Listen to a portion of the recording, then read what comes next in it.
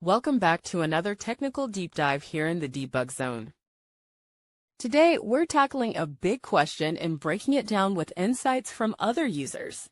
Hopefully, this clears up some misconceptions and helps you get the answer you need.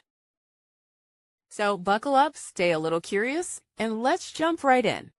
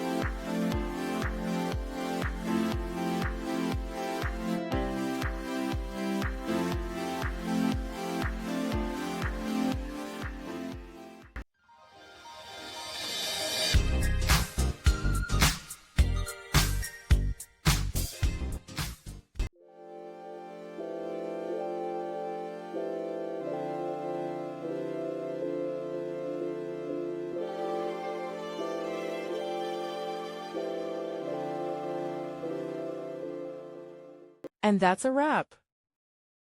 I hope you found the answer you were looking for. If you did, take a second to hit that subscribe button. It really helps out. And let me know in the comments which solution worked best for you. See you next time in the Debug Zone.